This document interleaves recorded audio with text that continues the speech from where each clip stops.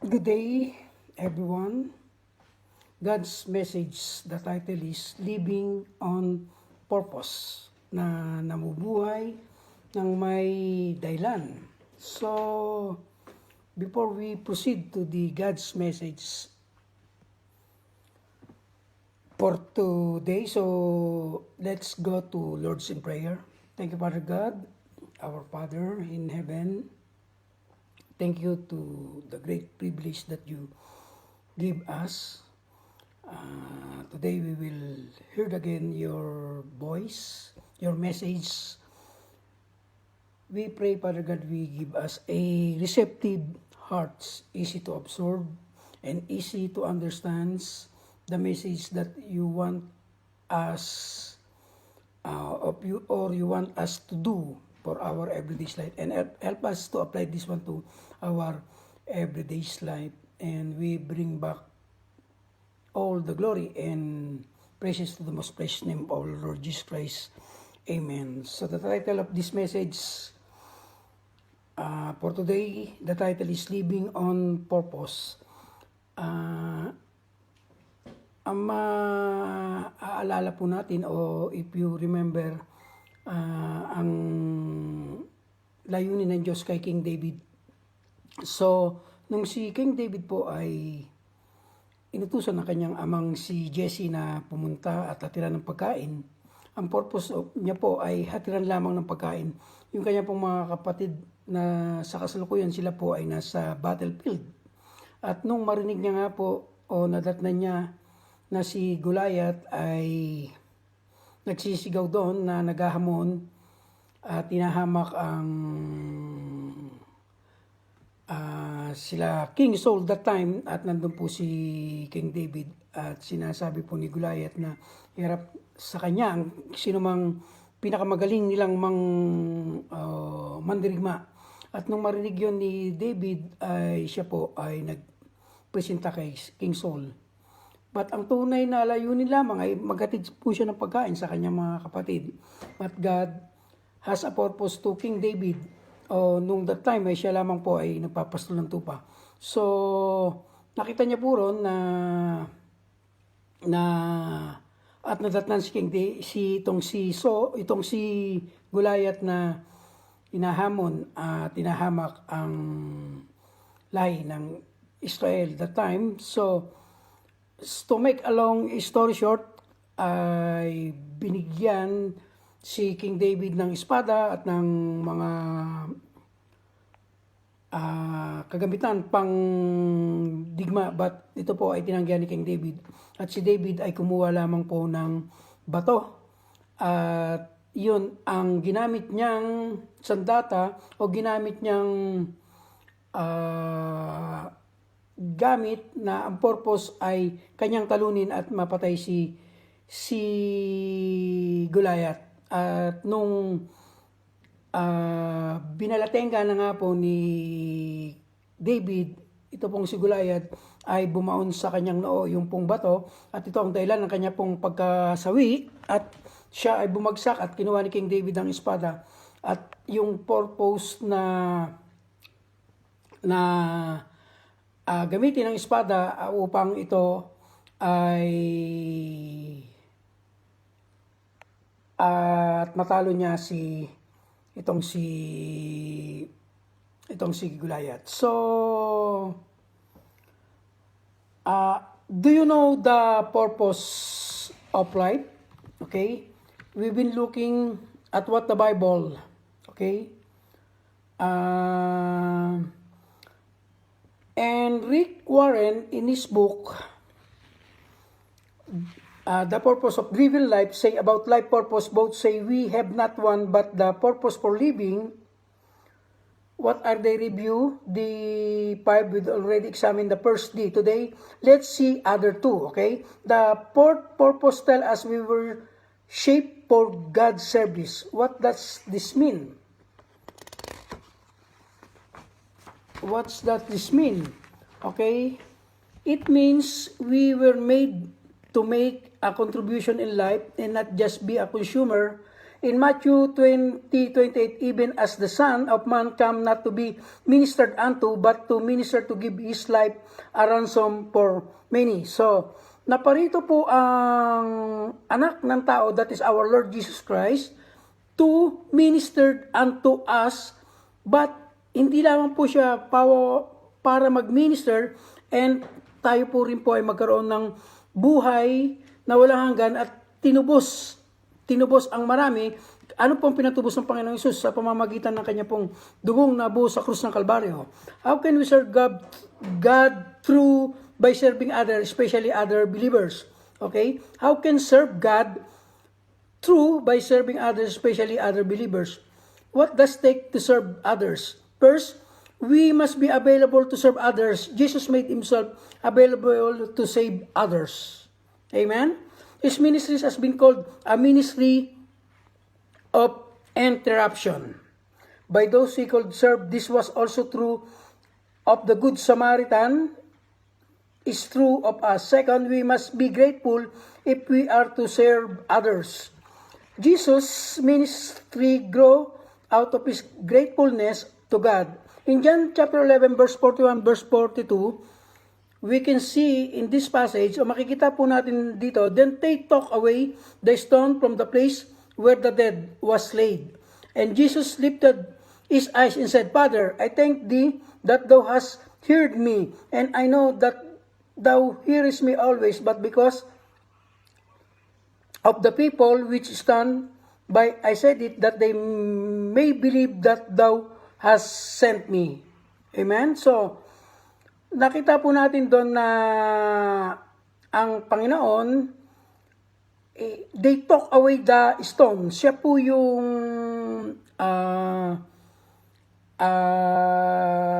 yung pong bato, no? The stone, it means that siya po yung rock of our salvation and place where the dead was laid. And Jesus lifted the eyes and said, Father, I thank thee that thou heard me. So nakita rin puro natin na nanalangin ang Panginoon, and he know that thou hearest me always, but because of the people which stand by, I said that they may believe. At sino ang pong maniniwala sa Panginoong Hesus na siya lang po ang nagbibigay ng buhay na walang hanggan, at naniniwala na siya ay sinugo ng Panginoong, ng ating pong Diyos Ama, upang tayo po ay magkaroon ng buhay na walang hanggan sa pamamagitan niya lamang. If God never did anything else but us in this life, we should still be willing to spend the rest of our lives being grateful to Him. Amen?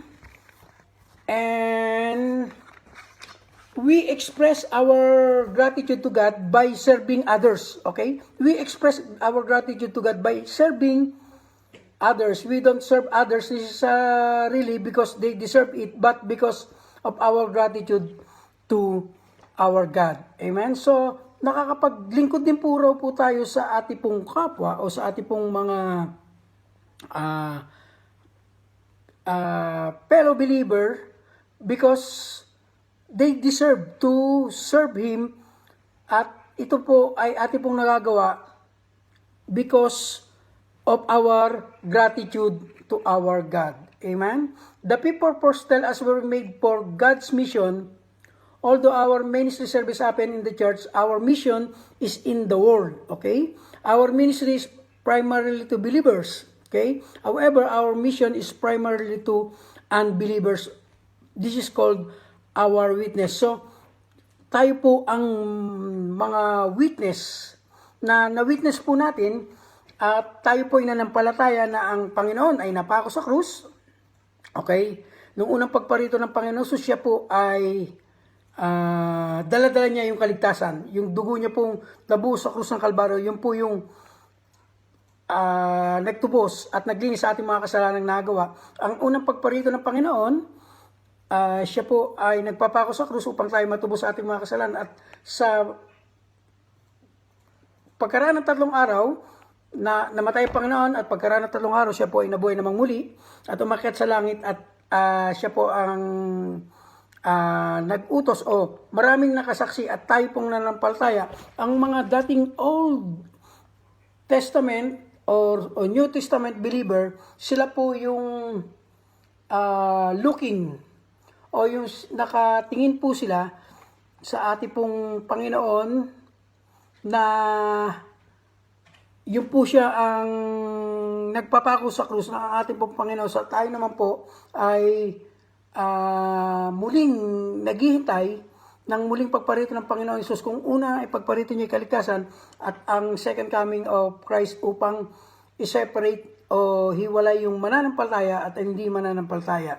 Ang sino man sumampalataya ay may buhay na walang hanggan, ngunit sa mga hindi nanampalataya sila po ay nahatulan na. So witness na i-share din po natin yung ating pong kaligtasan na nakantam sa pamamagitan ng ating pananampalataya sa Panginoong Hesus. At ang faith na yon ay nung ating pong narinig yung faith cometh by hearing and hearing by word of God.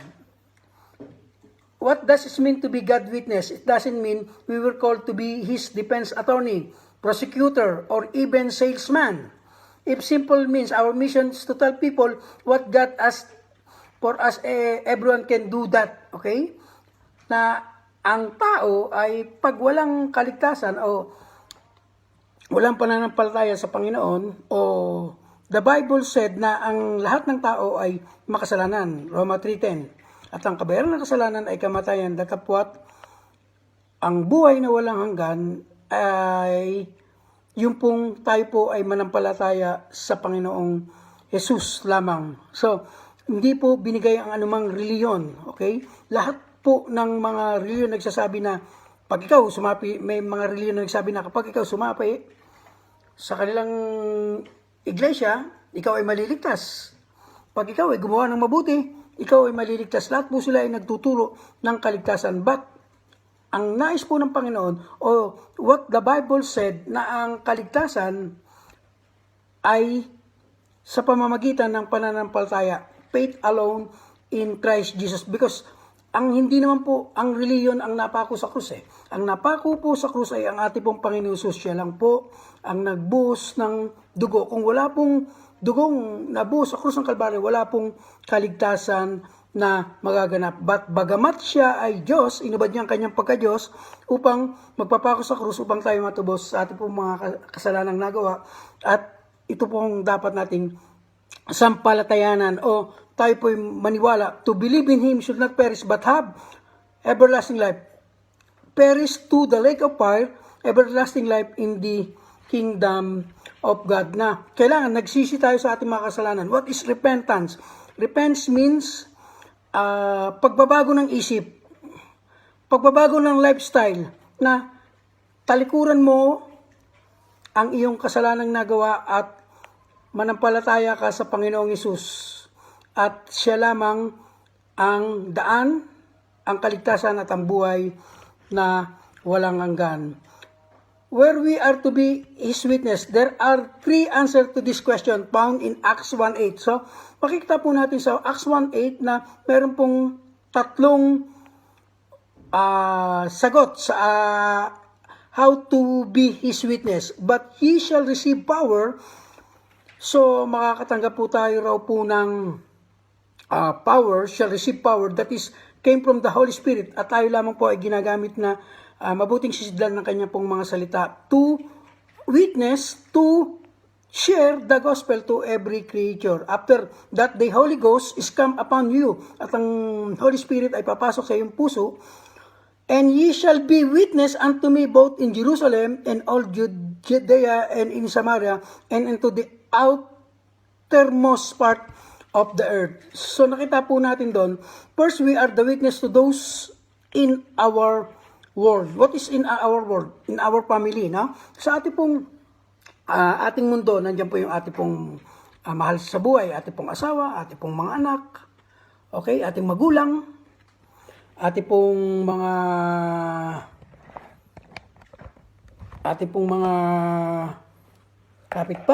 kapitbahay. So, yun po ang muna pong mundo na ating ginagalawan, no?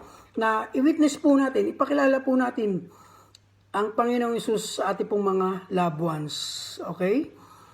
This is what Jesus says in Luke 39, verse 39 of Luke 8, returns to thine own house and saw how great things God hath done unto thee, and he went this way and published throughout the whole city how great things Jesus had done unto him. No? I-share, i-witness po natin kung ano pong kadakilaan ang ginawa po ng ating pong Panginoong Yesus na siya ay napako sa krus, na nagtubos sa ating mga kasalanang nagawa, na ang sino man sumampalataya ay magkakaroon ng buhay na walang hanggan. For God so loved the world that He gave His only begotten Son, whosoever believe in Him shall not perish but have everlasting life, in John 3:16. At yun din pong sinasabi sa John chapter 3, verse 3 na, except a man be born again, he cannot see the kingdom of God. Na kailangan tayo po ay pinanganak na muli, na kapag ang tao ay nagsisi sa kanyang kasalanang nagawa, sa 1 John 1:9, tapat ang Diyos na tayo patatawarin sa ating pong mga kasalanang nagawa. At tayo po ay na-born again by Spirit, na nagsisi tayo ng bukal sa ating puso at isipan, na nagbago tayo ng ating pananaw, ng ating pong isip, na tinalikuran na po natin ang kasalanan, at tayo po ay patuloy na naglilingkod sa Panginoon sa pamamagitan ng nalinig po natin yung kaligtasan, na may nag-share po sa atin, may nag-witness po sa ating mga kasalanan, na kapag ang tao ay hindi naniwala sa Diyos at siya ay hindi nagsisi sa kanyang mga kasalanan nagawa, ay siya ay mapapamak. Bagkos gayon na lang ang pag-ibig ng Diyos, na sinampalatayanan mo yung pag-ibig na yun, yung pong agape love, yung pong walang katulad na pagmamahal na pinakita ng Diyos dun po sa krus ng Kalbaryo, na nung siya po ay nagpapako sa krus, no? Nang siya po ay nagpapako sa krus, na sad to say, marami rin po ang sa kasalukuyan na gumagawa niyan, no? Na ginagawa nila na nire-reenactment nila yung ginawa ng Panginoong Yesus doon sa krus ng Kalbaryo, na sila rin po ay nagpapapako sa krus, na upang sila ay malinis sa kanilang mga kasalanang nagawa. But yung pong pagmamahal ng Diyos ay wala pong katulad yon. Yung pong agape love, na highest form of love, wala na pong makakapantay doon sa pinakita ng ating pong Panginoong Yesus, na sampalatayanan lang po natin, magsisipo tayo sa ating mga kasalanang nagawa, let the Holy Spirit na pumasok sa ating mga puso, at siya, ayaan po natin siya na ang magmaniobra ng ating buhay. Siya ang magmaneho ng ating buhay. Ang Holy Spirit na siya na ang magtuturo ng tamang landas habang tayo ay lumalakad at naghihintay ng muling pagbalik ng ating pong Panginoong Hesus. This is our Jerusalem in Acts chapter 1 verse 8. But ye shall receive power after that the Holy Ghost is come upon you, and ye shall be witness unto me both in Jerusalem. So, ang Jerusalem po natin, ang ating pong mamahal sa buhay, in all of Judea, ang ating pong mga colleagues, yung ating pong mga kasama sa trabaho, yung ating pong mga kaibigan, and in Samaria, yung pong ating pong mga friend, and to other uttermost part of the earth. Why don't we do this? Why we do this? One reason is that we don't think the world want we have Jesus. However, a Gallup poll found that 1 out of every 3 people we asked to church will accept the invitation. Another reason, what is the another reason? Yung pong fear, no? Yung fear. Yung pong minsan, yung pang pagpakatakot. But ang sabi po ng Diyos, yung banal na pagkatakot sa Panginoong Hesus, yung po ang simula ng kaunawaan sa kanyang salita. Fear in the Lord is the beginning of knowledge. Okay? Marami pong mga malalaking tao, presidente, attorney, no, na hindi po nila nauunawaan ang salita po ng Diyos. Why? Because the Holy Spirit is the real teacher. Siya po yung nagpapaunawa na madali po nating maunawaan yung lalim ng salita po ng Diyos. No? Katulad po ng John chapter 3, nung si Nicodemus ay pumunta sa Panginoong Hesus, sinabi niya na, kailangan bang ako ipanganak na muli? Kailangan bang papasok ako sa sinapupunan ng aking magulang? But Jesus said na, ang sabi po kay Nicodemus, okay, na ang tao ipapanganak na muli sa pamamagitan ng Espiritu. Katulad ng hangin, nararamdaman natin. Nararamdaman natin yung hangin, ba't hindi po natin nakikita? Ganon din po ang Spirit, no? Na yung ipanganak kang muli, pinagsisihan mo yung kasalanan mong nagawa, okay? Ang Holy Spirit ay mananahan sa iyong puso. Na matagal na siyang kumakatok sa iyong puso, at pag binuksan mo ang pintuan ng iyong puso, mananahan siya. At makikita po din natin po sa John chapter 3 na si Nicodemus ay, kung manalangin po siya ay 2 oras at siya po ay nagtuturo ng salita ng Diyos din po, but hindi niya naunawaan yung born again. But Jesus said to him, except a man be born again, he cannot see the kingdom of God. Nung muli siyang, paano kayo papanganak na muli? Ang sabi po ng Panginoon ay tayo po ay dapat humingi sa ating mga kasalanang nagawa. Dahil lahat ng tao, walang nabuhay na tao except na tao na ating Panginoong Isus lamang ang siyang hindi nagkasala. Pero lahat po sa Roma 3:10, lahat po ay nagkasala.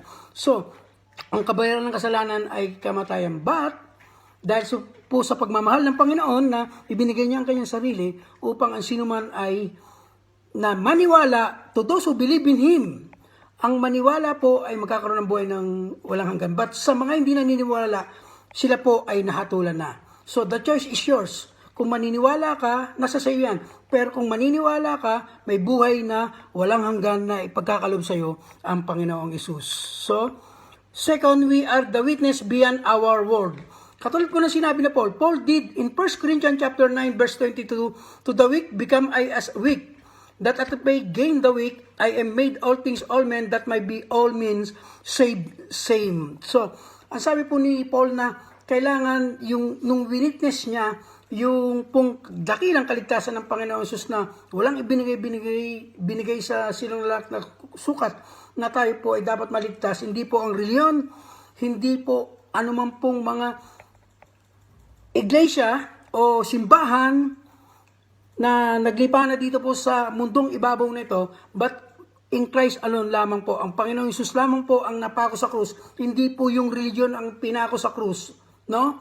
Hindi po ang reliyon ang pinako sa krus, but ang ating po Panginoong Hesus. At yun po ang wini-witness ni Paul na at katulad daw din po niya na kailangan na ang tao ay maligtas dahil mahal ng Diyos ang isang kaluluwa. Kapag meron daw pong 100 na tupa ang Panginoon, na kapag siya ay may 100 na tupa at nawala ang isa, no? Kanya pong hanapin 'yon, no? Naparito ang Panginoon upang hanapin tayong mga nawawala, okay? Naparito siya para sa mga makasalanan. Okay, na makasalanan na dapat na nagsisisi sa ating pong mga kasalanang nagawa. Okay, katulad ni Zacchaeus. Nung si Zacchaeus ay nasumpungan ng Panginoon Hesus dahil sa liit niya, sa height niya, hindi niya makita ang Panginoon Hesus dahil that time. So, napakaraming tao. But ang ginawa niya po ay umakyat siya sa puno ng sycamore tree upang to the purpose na ang layunin niya ay makita ang Panginoong Hesus. At nakita po siya ng Panginoong Hesus. Ang sabi po sa kanya, "Zacchaeus, bumaba ka rito." At nung naramdaman niya ang pagmamahal ng Panginoon, ang sabi niya, "Isosoli ko kung anuman po ang aking mga kinuha o kinupit o ninakaw, yung yaman na kanyang kinuha ay muli niyang ibabalik. At babalik niya sa mga mahihirap." At ang sabi ng Panginoon sa kanyang, ngayon sa araw nito ay the day of salvation. Okay? Ay dumating sa taong ito. Okay? At nakita po rin natin na kumilos ang Panginoon sa kanyang buhay. Alright? This is our Judea and Samaria in Acts 1:8. But ye shall receive power. The power which came from God is by the Holy Spirit after the Holy Ghost is come upon you. Okay? Nung tinanggap mo ang Panginoong Hesus, God is everywhere. Okay? Ipinanak kang muli at ang Holy Spirit ay papasok sa iyo. Okay? Yun po ang tunay na kahulugan ng muling isilang by Spirit, no? At nagrepent ka sa kasalanan mo na tinalikuran mo na yung kasalanan at nagbago ka ng pag-iisip. Okay? Nagbago ka ng pag-iisip at nagbago ka ng lifestyle. Amen? So, if anyone is in Christ, in your creation, all things are passed away. Behold, all things become new. This is how we demonstrate our love for God. In Matthew 25, verse 35-36, for I was an hunger, and ye gave me meat. I was thirsty, and ye gave me drink. I was a stranger, and you took me in. Naked, and ye in me. I was sick, and ye visited me. I was in prison, ye came unto me. So, makikita po rito, ng bawat isa, makikita po natin, God tell us na yung pong isinishare po natin, no?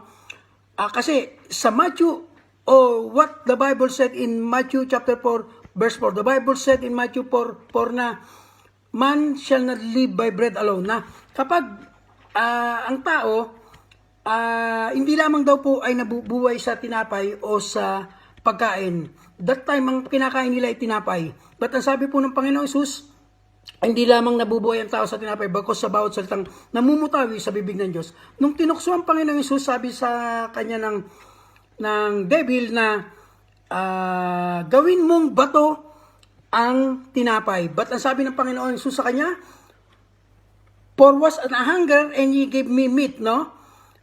O I was thirsty and ye gave me drink. So, binigyan, nang sinabi nga sa kanya na gawin niyang bato, ba't hindi ginawa ng Panginoong Hesus? Dahil sabi ng Panginoong Hesus, hindi lamang nabubuhay ang tao sa tinapay, bagkus sa bawat na mumutawi sa bibig ng Diyos.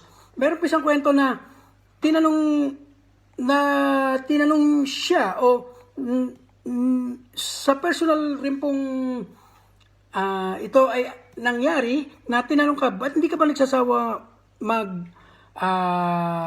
basa ng Bible o mag-share ng kaligtasan o share of the Word of God? And then, tinanong ko rin po siya, hindi ka ba nagsasawang kumain ng kanin? Sa umaga, kumakain ka ng kanin. Sa tanghali, kumakain ka ng kanin.